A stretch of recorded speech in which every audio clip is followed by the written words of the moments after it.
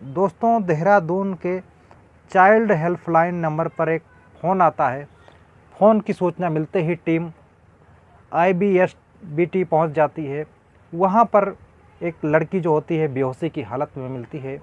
उस लड़की को वहां से ले जाया जाता है, उसको बालिका निकेतन ले जाया जाता है।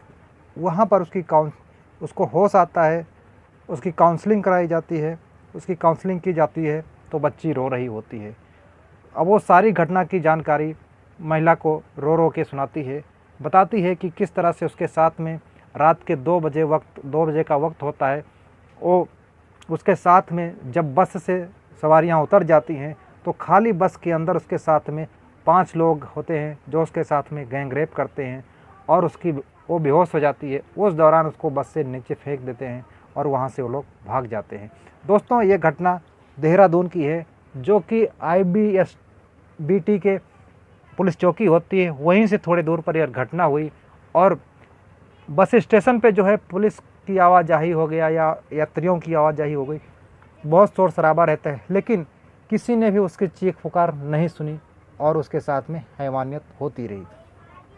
दोस्तों, इस घटना को पूरा जानेंगे उससे पहले आप लोगों से रिक्वेस्ट है कि आप लोग अगर चैनल पर नए हैं तो चैनल को जरूर सब्सक्राइब करें, वीडियो को लाइक करना मत भूलना। दोस्तों, आज की जो ऐसी कहानी है कि बहुत दुख भरी कहानी है एक लड़की की। दोस्तों, एक लड़की होती है जिसके माँ बाप जो है इस दुनिया में अब नहीं है। बचपन में उनकी छोड़कर उसको अकेला छोड़कर चले जाते हैं और जो वो लड़की अपनी बड़ी बहन के घर में रह रही थी, काफ़ी दिनों से रह रही थी। अब वक्त कुछ बदल जाता है, उसकी बहन जो होती है और उसका जीजा उसको घर से निकाल देते हैं, घर से बेघर कर देते हैं। अब उस लड़की के समझ में, जो नाबालिग होती है, उसके समझ में ये नहीं आता है कि आखिर अब जाए तो जाए कहाँ पर। इस दुनिया में उसका कोई नहीं है। अब वहाँ वो घर से निकलने के बाद में वो मुरादाबाद में रहती थे उसके दीदी और जीजा। वहाँ से दिल्ली जाती है और दिल्ली से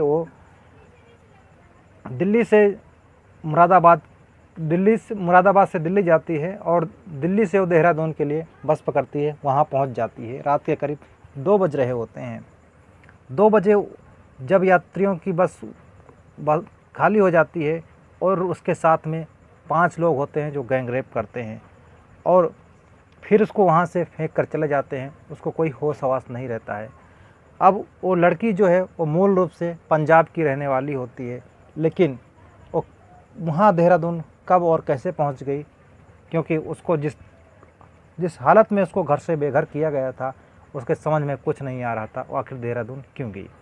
अब जो वहाँ के पुलिस प्रशासन होता है, इस लड़की को काउंसलिंग कराता है और उसके बाद में जो देहरादून के बालिका निकेतन में काउंसलिंग कराई जाती है। चाइल्ड वेलफेयर की जो कमेटी की सदस्य होती हैं, प्रीति थपरियाल, उन्होंने बताया कि ISBT के बाहर हेल्पलाइन टीम को जो लड़की होती है बेहोशी की हालत में मिलती है, वहाँ से उसे चाइल्ड वेलफेयर बूथ ले जाया जाता है। तब लड़की रो रही थी, इस तरह से उनका बयान होता है।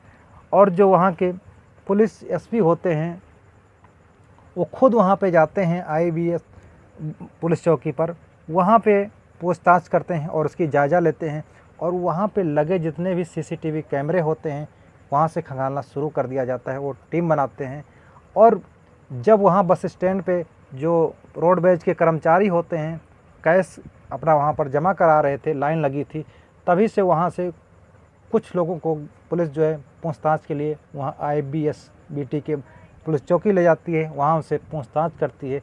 इसी बीच जो रोडवेज के कर्मचारी होते हैं, ड्राइवर कंडक्टर जो होते हैं, वो देखते हैं कि उनका जो साथी है उस लाइन में नहीं है और वो सब जानने के लिए पता चलता है कि उसको तो पुलिस ले गई है।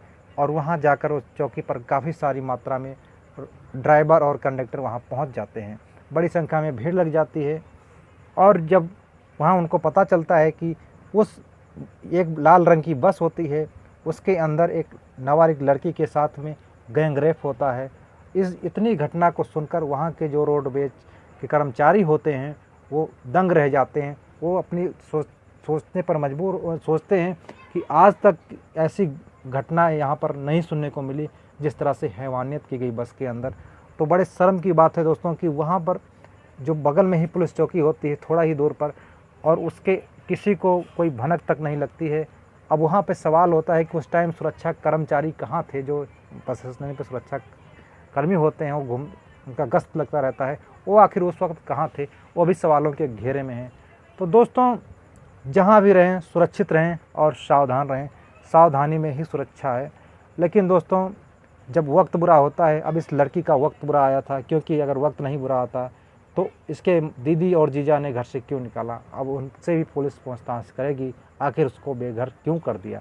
नहीं संभाल सकते थे तो आप उसको पुलिस प्रशासन से मदद ले सकते थे, पुलिस के पास जा सकते थे, पुलिस कोई न कोई मदद ज़रूर करती, कानूनी सहायता आपको ज़रूर दिलाती, आपकी मदद करती। अगर आप सक्षम नहीं थे उसको पालने पोसने में तो आप सरकार की मदद ले सकते थे। लेकिन दोस्तों, इस तरह से उसको बेघर कर दिए और उसको घर से निकाल दिए, और उसके साथ में इतना बड़ा हादसा हो गया।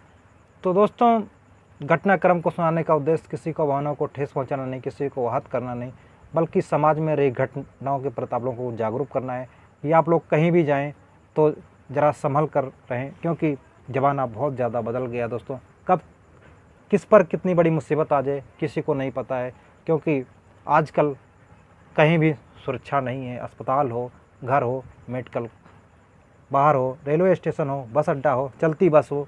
अब चलती बस यानी लड़की को क्या पता था कितने लोग आ जा रहे हैं और हमारे साथ में ऐसी घटना घट जाएगी। तो दोस्तों, अब सवाल ये उठता है कि आखिर बस चलती है, यात्री उतर जाते हैं, तो वहाँ के कंडक्टर और ड्राइवर कहाँ थे उस वक्त उस बस में। लेकिन